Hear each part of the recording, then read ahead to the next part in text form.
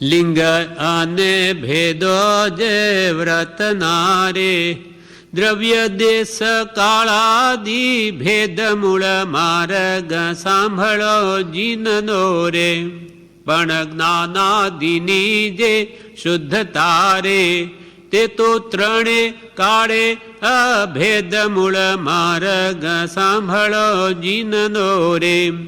લિંગ અને ભેદો, મુનિના આચાર, મુનિનો વેશ રૂપ લિંગ, અને વેશ સંબંધી તે લિંગ, અને વ્રત એટલે આચાર સંબંધીમાં ભેદ ચાલે. જેમ કે ભગવાન પાર્શ્વનાથના વખત સુધી 4 મહાવ્રત, ભગવાન મહાવીરે 5 કરી લીધા. તો કે એમ કેમ, આ કેમ ભેદ પડી ગયો? તો કે દેશકાળના હિસાબે એ જીવોની યોગ્યતા એવી જોઈને ભગવાને 4ના 5 મહાવ્રત કર્યા. કેમ કે આ કાળના જીવો વંક જડાય પછીમાં વાંકા અને જડ છે, એટલે સ્ત્રીને પરિગ્રહમાં સમજશે નહીં, એટલે ભગવંતોએ બ્રહ્મચર્ય મહાવ્રત જુદું કર્યું. એટલે દેશકાળના અનુસારે આ ભેદ કર્યો છે, બાકી મૂળમાં કોઈ ભેદ નથી. વેશમાં ભેદ કેમ? દિગંબરથી મોક્ષ શ્વેતાંબરથી કે સ્થાનકવાસીથી, તો કે મૂળ દિગંબર હતા, પછી શક્તિ ઓછી થતી ગઈ તો 2 કપડાં શરીર ઢાંકવા, મૂર્છા રહિતપણે રાખવાની ભગવંતે આજ્ઞા કરી. મૂર્છા કરીને પોટલા બાંધીને ગાડીઓ કે માણસો સાથે ફેરવાની આજ્ઞા નથી. એક શક્તિ ન હોય તો 2 કપડાં રાખીને બી આરાધના કર, એવી છૂટ જ્ઞાનીઓ આપી. પણ મોહપતિની આજ્ઞા આપી જેના માટે પણ કૃપાલ કે દોરો ચાલ્યો નથી. શાસ્ત્રમાં દોરો મોહપતિને મોઢે બાંધી લેવી એવું કહ્યું નથી. એટલે આ બધા જે ભેદ જણાય છે તે દ્રવ્ય દેશ કાળના અનુસાર પડેલા છે. પણ જે સમ્યક દર્શન જ્ઞાન ચારિત્રની જે વ્યાખ્યા છે એમાં તો કોઈ કાળે ભેદ નથી. ત્રણેય કાળમાં તો એક જ છે. સમ્યક જ્ઞાન તો જેમ વ્યાખ્યા કરી તેમાં જ, સમ્યક દર્શન પણ એ સમ્યક ચારિત્ર, એમાં કોઈ કાળે ફેરાવતો જ નથી. આ ભાવ આ 4થી ગાથામાં કહે છે. લિંગ અને ભેદો જે વ્રતના બેશ કે વ્રતના જે ભેદ છે તે તો દ્રવ્ય દેશ કાળાદિ ભેદ, એટલે દ્રવ્ય ક્ષેત્ર કાળ વગેરે લક્ષમાં લઈને જ્ઞાનીઓએ તેના ભેદો જણાવ્યા છે. પણ તે સર્વમાં અંતર ત્યાગ પર લક્ષ્ય રાખી મુક્ત થવાનો મુખ્ય બોધ છે. આ બધા ભેદો બહારના ગમે તે હોય, પણ જો અંતર ત્યાગ પર લક્ષ્ય ન રહ્યો તો કોઈ પણ વેશથી કલ્યાણ નથી. અંતર ત્યાગ માટે બાહ્ય ત્યાગ છે.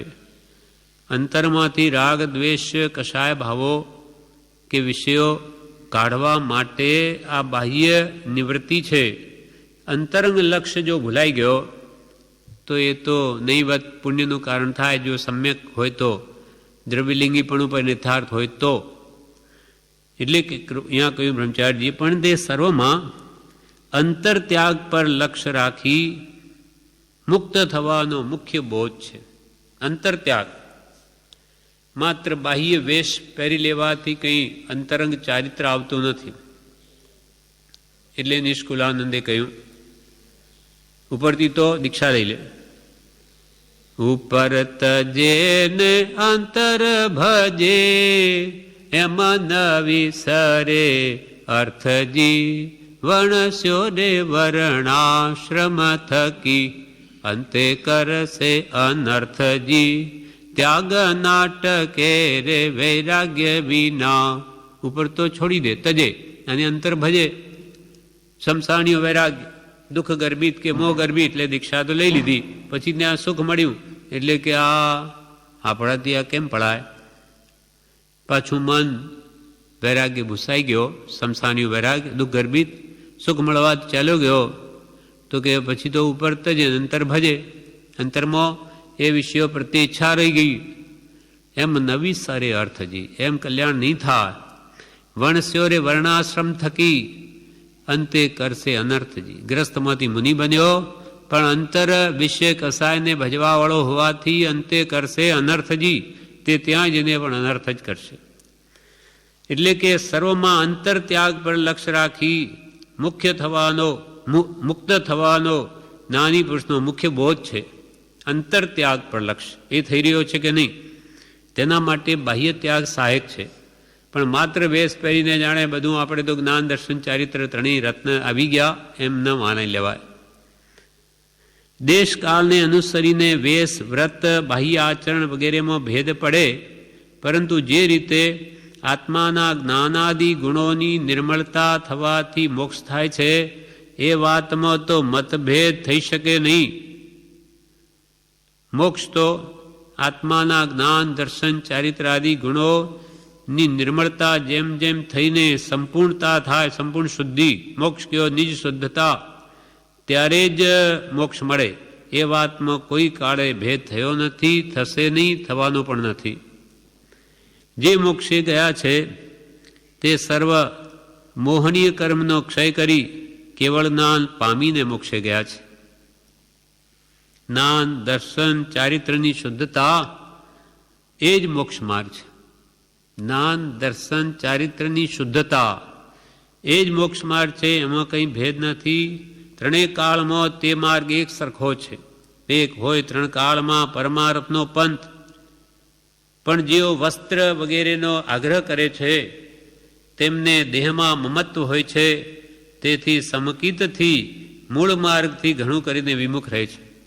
કે ભાઈ કપડાં હોય, શેતામણ જો એવો આગ્રહ કરે કે કપડાં પહેરીએ તો જ મોક્ષ, દિગંબરનો મોક્ષ નહીં, અથવા સ્થાનકવાસી એમ કહે કે મુપત્તિ બાંધીએ તો જ મોક્ષ, તો કે જો આવા આગ્રહો જો રાખશે તો એને દેહમાં મમત્વ છે. કેમ કે અંતરાત્મ દ્રષ્ટિ જ્યારે ખુલી જાય એને બહાર શું છે, અમે દેહધારી છીએ કે કેમ તે પણ સંભાળી ત્યારે માંડ જાણીએ તો એને કપડાં ક્યાં ચોટે.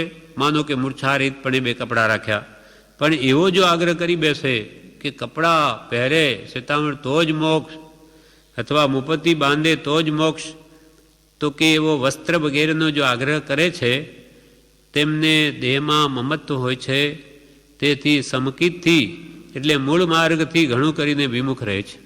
મૂળ માર્ગને જ પામી શકતા નથી, કેમ કે આવી બાહ્ય ક્રિયામાં જ એમને આવા આગ્રહો પકડી રાખ્યા છે. મતાગ્રહ, જે દુરાગ્રહ છે, હઠાગ્રહ, એ એમને મૂળ મોક્ષ માર્ગથી દૂર રાખે છે.